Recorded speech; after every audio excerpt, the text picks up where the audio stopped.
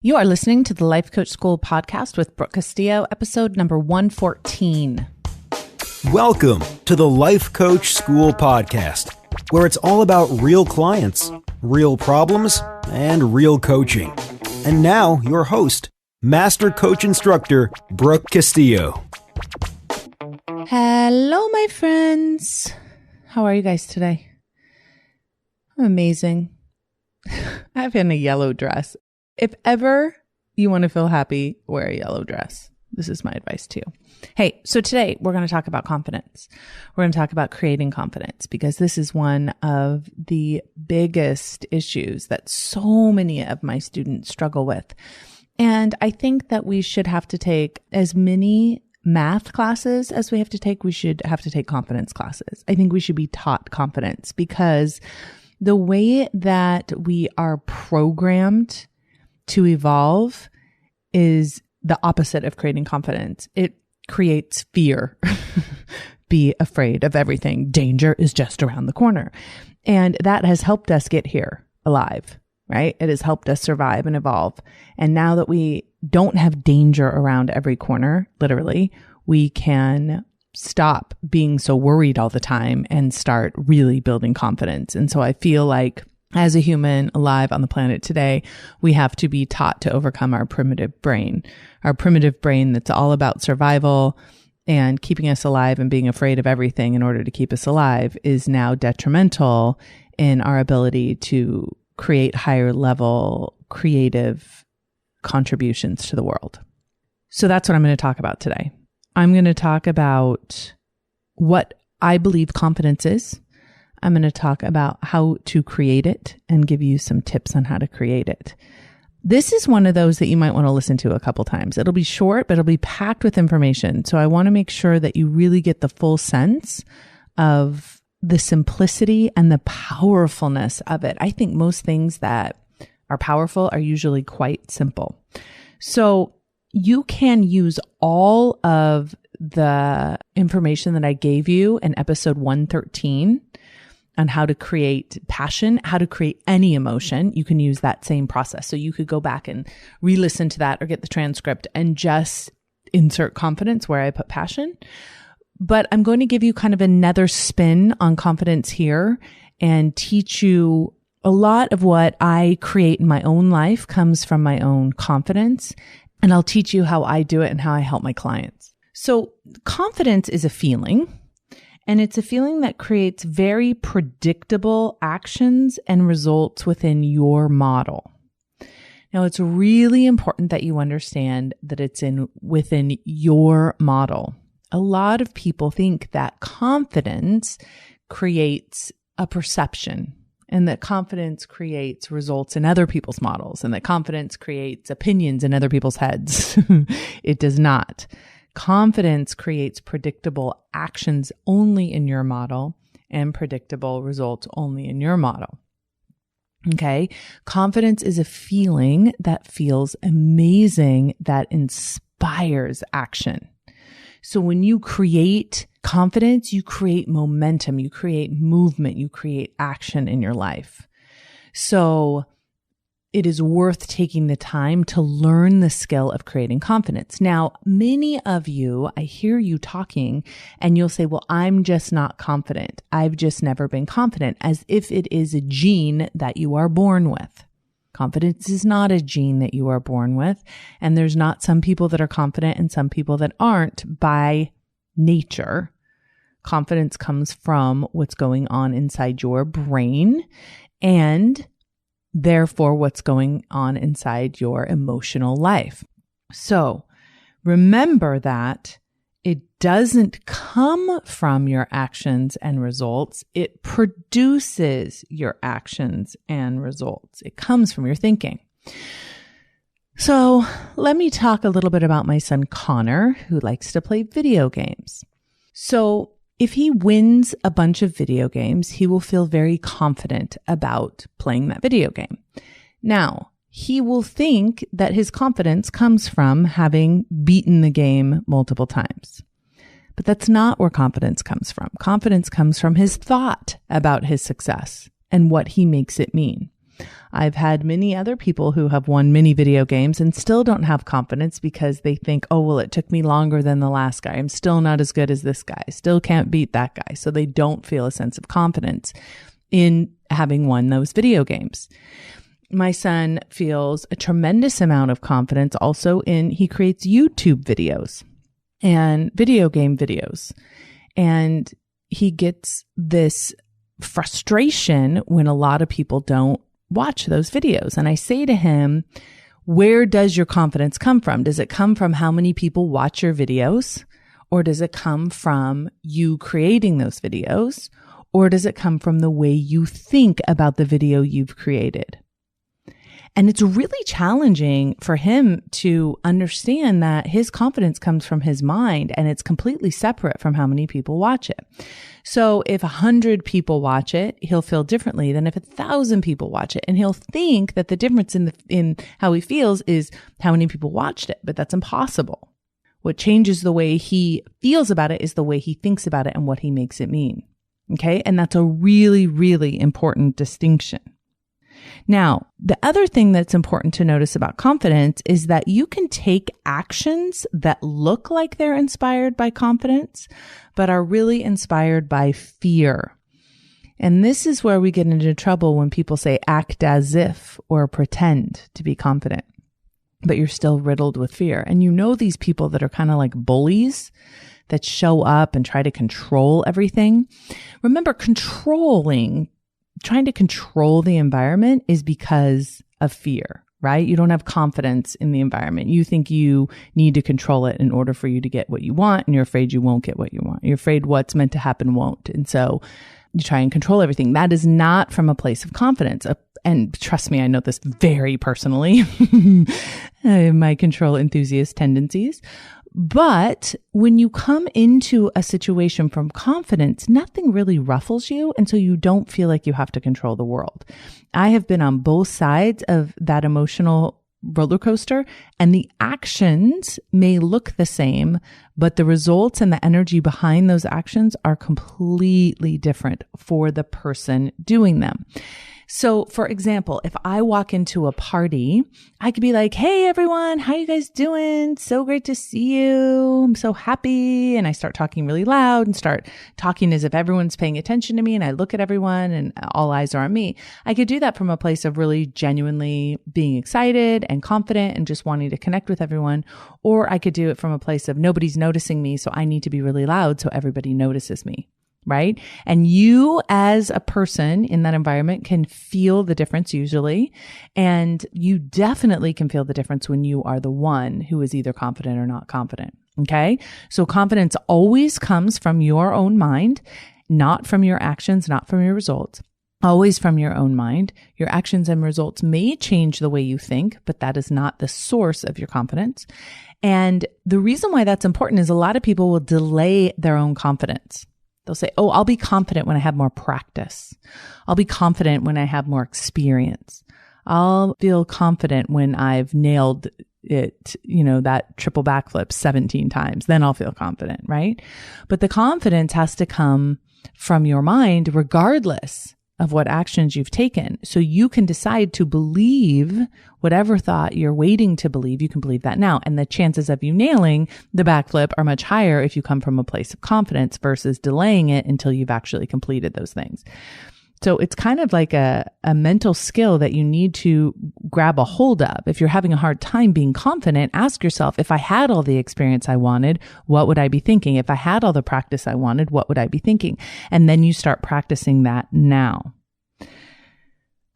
So when I looked up the definition of confidence, it said a state of being certain, full trust, and a belief in oneself, which I thought was an interesting way of describing it, but kind of, hard for me to wrap my mind around. What exactly does that mean when you fully trust yourself? What exactly does it mean when you fully believe in yourself? And so I really thought a lot about what I think creates confidence for me. Like, what is it that generates that emotion? And what I came up with, and what I think is true for me, is that I genuinely am willing to feel any emotion. I know that the worst that can happen is an emotion, and I'm genuinely unafraid of feeling it. One of my dear friends and colleagues I ran into a couple weeks ago. I didn't run into her, but she was at an event I was at, and we were talking, and she said, I just want you to know how much I admire you. And she said, the reason why I admire is you just genuinely don't care what other people think of you. It's just you genuinely don't. Like there's people that pretend not to care, but they really do. But like you genuinely don't care. And I told her it's true because I know that what they think of me has nothing to do with me. I really do know that. So when they have these really elevated opinions of me, that's about them, right? And when they have these very degrading opinions of me, I know that's about them. I really do genuinely know that. And so it becomes much more irrelevant what people think about me because there's nothing I can do about it. And it has so little to do with me that it really just doesn't feel relevant. And I think that is one of the things that helps me think in a way that generates so much confidence. If I don't have to impress people, if I don't have to show off to people, if I don't have to be any different than I am, then I can just be myself. I find that effortless. I find that easy. And I know that the people that are meant to be around me and appreciate what I do and learn from me and be my students will be there. And I believe that, and I practice believing that because it's so important to me. And so I think when you are willing to feel any emotion, you're willing to take action that you wouldn't otherwise be willing to do. Okay. So a lot of people delay their confidence in order to indulge in self-doubt and not believe in themselves. And they feel like they're safer in that doubting place. And I've been there so often and I've felt that so regularly that I just have decided that it's just not really an option for me anymore. It's kind of like smoking marijuana. I'm studying. It's so funny. I'm studying right now so much. I'm creating my course called Stop Over Drinking. I'm right in the middle of creating it. It's going to be so good. I cannot wait for it. But so drugs are on the mind. And marijuana to me was never a drug I wanted to use. I don't like drugs that make me feel stupid. I like drugs that make me feel smart. But it's kind of like marijuana is not really an option for me. I'm not really interested in it at all. And that's how I kind of feel about self-doubt. Like it's available to me if I want to experience it, but why would I? Like what's the upside? Nothing. The worst that can happen is an emotion. So I'd rather have the confidence to try something and experience the emotion possibly on the other side of that, like humiliation or rejection, versus just feeling self-doubt and pretend like it's protective ahead of time. I just don't see any purpose in doing that.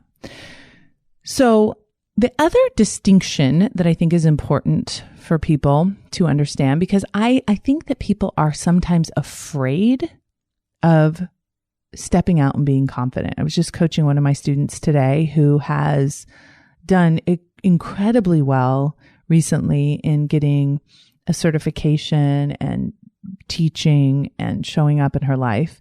And she finds herself being plagued with fear and self-doubt around her success instead of confidence, right? So it's a perfect example about how confidence doesn't come from your success, because the more success she's getting, the less confident she's feeling, right? So she's feeling like, oh my gosh, my insides aren't matching my outsides kind of thing. And I think it's just so important to remind ourselves that our confidence does not mean that we are better than somebody else.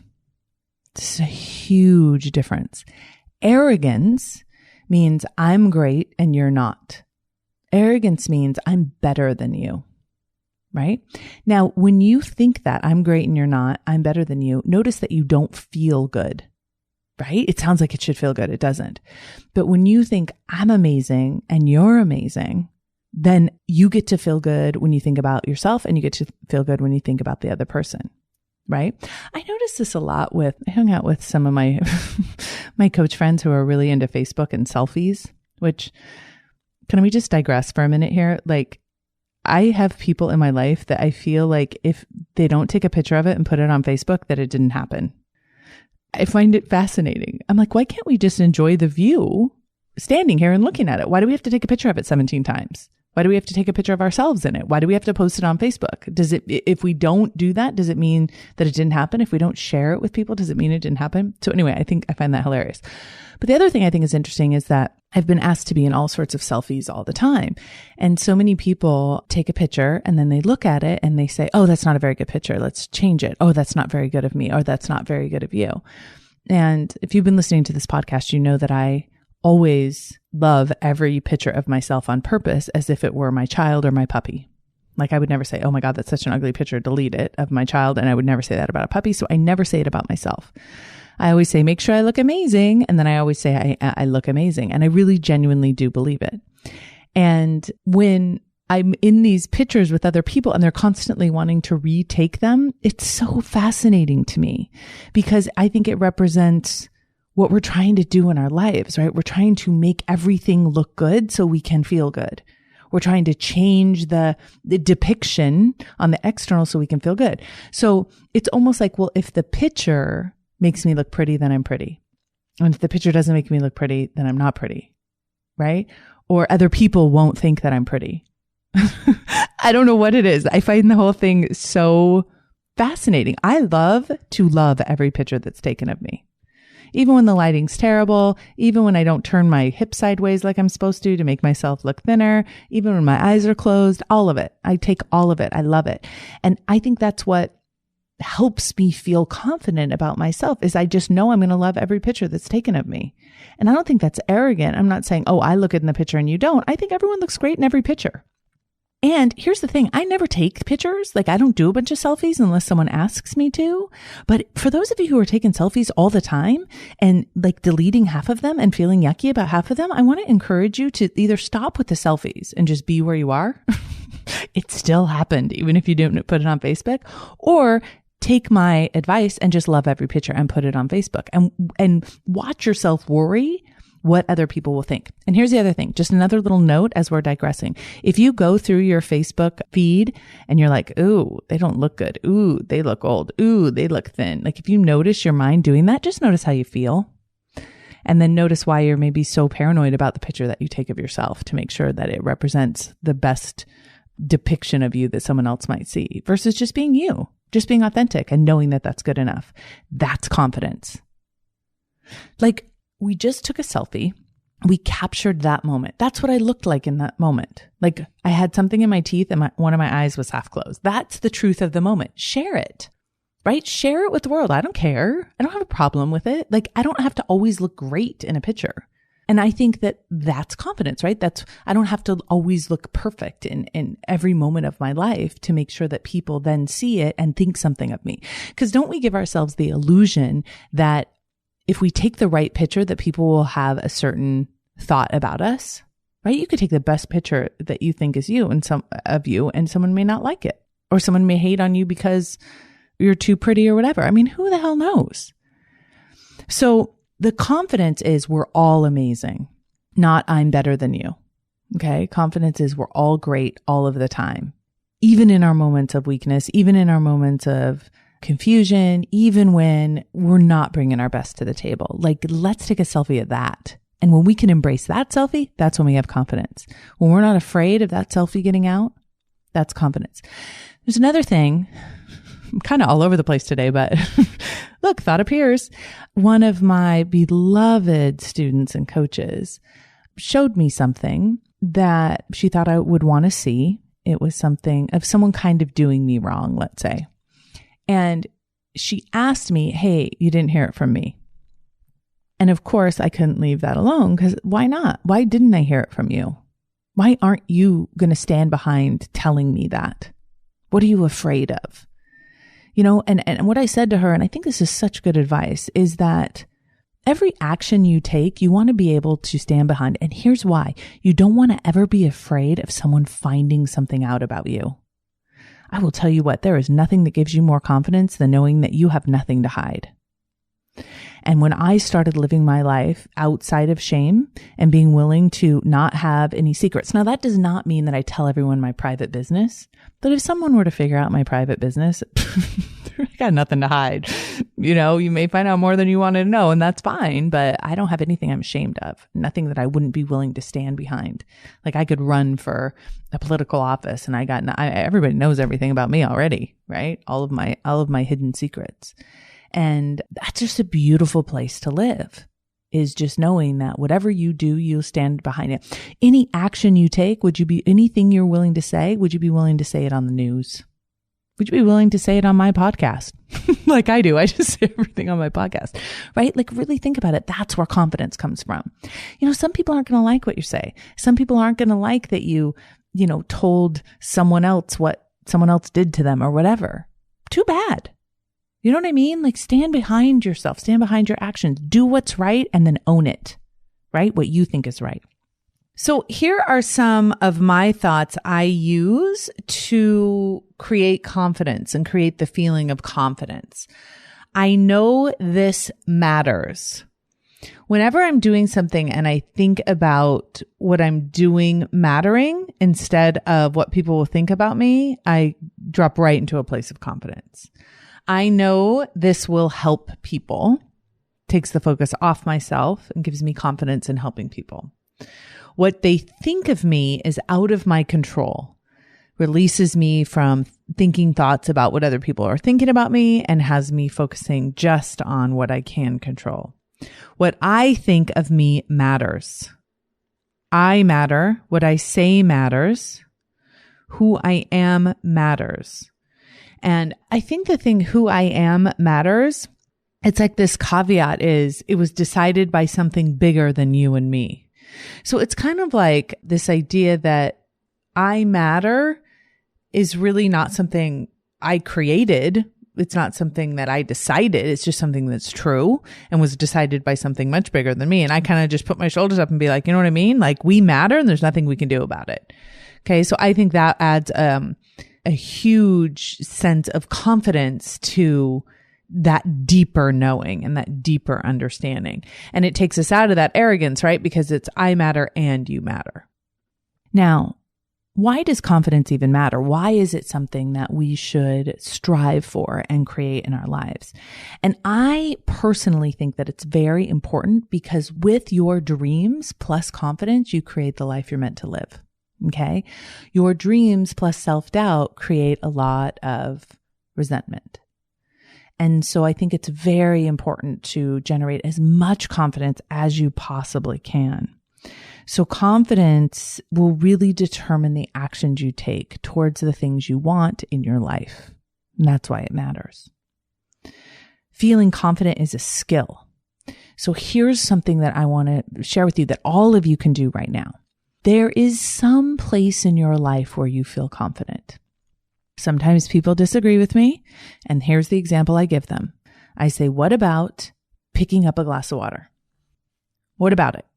Do you feel confident that you can pick up a glass of water and drink it? How confident are you? 100% confident. I got this. I'm going in.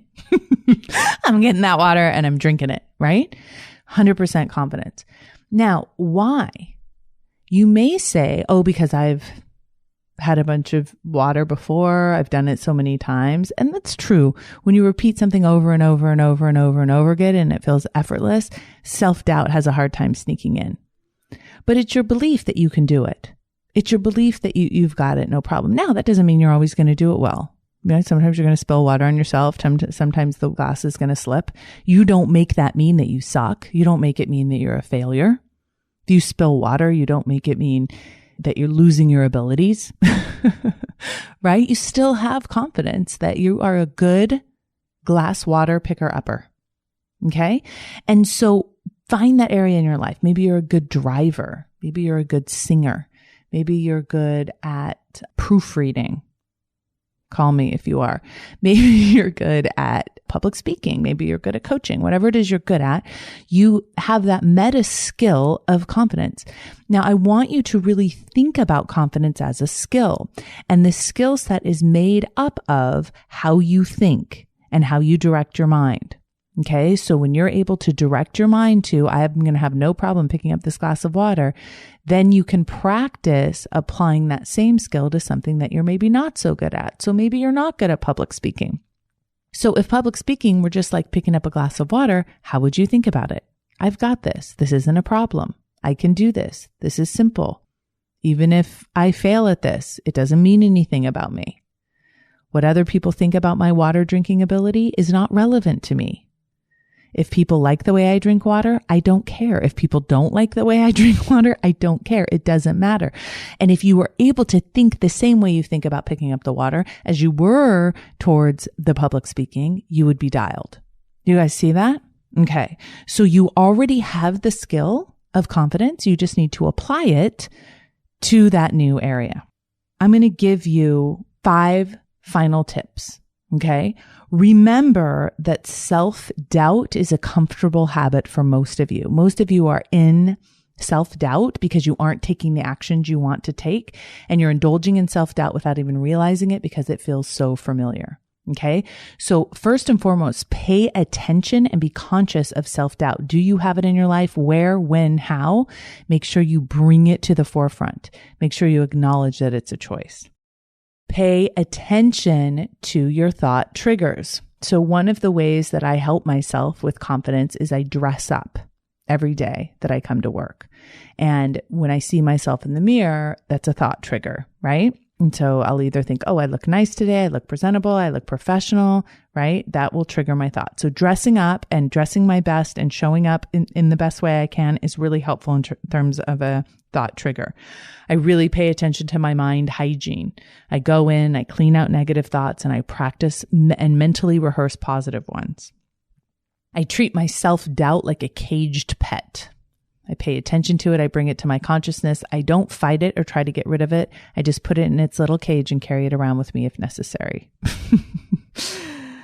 The fifth thing that I think is so powerful when it comes to generating confidence is giving. The more you give, the more confident you'll be. Marianne Williamson says the only thing that's ever missing in any situation is what you're not giving. You go to do public speaking and you focus on giving, you're not going to care about your own self-doubt. You're going to be so focused on what you're delivering. And the last thing I want to offer to you is to acknowledge your achievements. If you are heavy in self-doubt and low in self-confidence, write down all of your achievements starting with first grade. Literally go through. This is a Jack Canfield exercise from the Success Principles. If you could get 100 achievements, easiest achievements to the biggest achievements that you've had, you will blow your own mind with thinking about who you are and what you've accomplished. That will help you. The accomplishments won't give you self-confidence, but thinking about them will. All right, you guys have an amazing, awesome week. Create some confidence. I'll talk to you next week. Take care. Bye-bye. Thank you for listening to the Life Coach School podcast. It is my honor to show up here every week and connect with people that are like-minded, wanting to take their life to a deeper level with more awareness and more consciousness. If you are interested in taking this work to the next level, I highly encourage you to go to thelifecoachschool.com/how to feel better online. It is there that I have a class that will take all of this to a deeper application where you'll be able to really feel and experience how all of these concepts can start showing up in your life. It's one thing to learn it intellectually. It's another thing to truly apply it to your life. I will see you there. Thanks again for listening.